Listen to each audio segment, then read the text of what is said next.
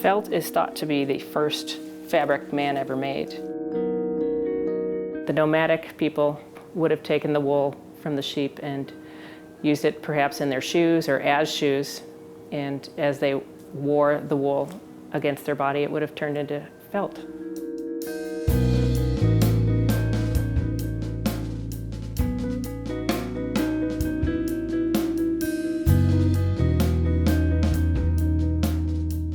Most people have not heard of felting, or if they have heard of felting, they associate it with knitting and then felting the object that you've knit.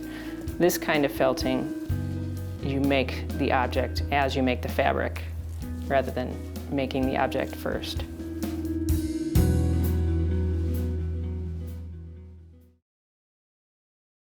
I'm Renee Nation, and I'm a felt maker.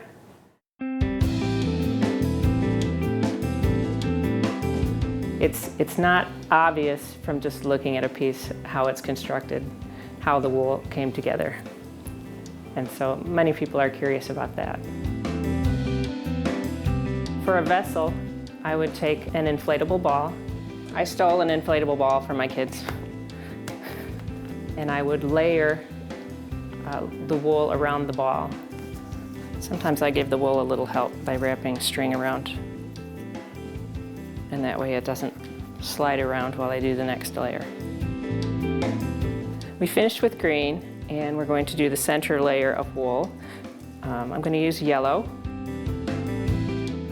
Yellow really makes the outer layer glow because the fibers will migrate outward and brighten up the outer layer.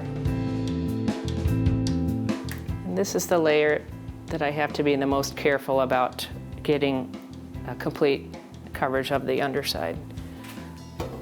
What I sometimes do is add silk or yarns or other things to the outside to give it some interest. I like sparkle.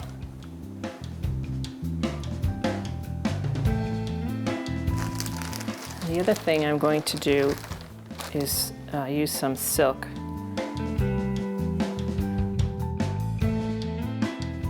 Not too particular about how it falls. I just don't want it too thick in any one spot. Silk is like the sparkly stuff. It won't felt itself, but the wool will wrap around it and keep it in place.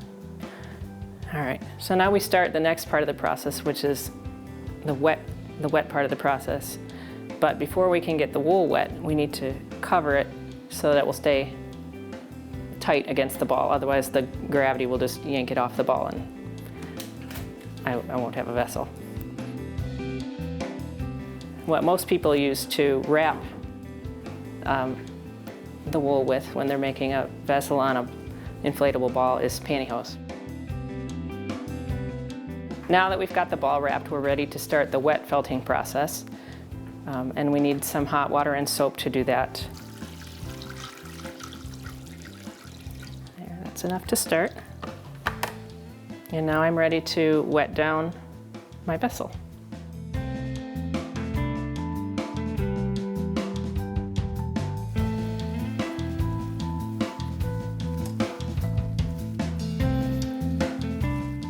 The agitation of rubbing the ball in the water and the soap causes the fibers to migrate together, and they get tangled up and they form a solid fabric.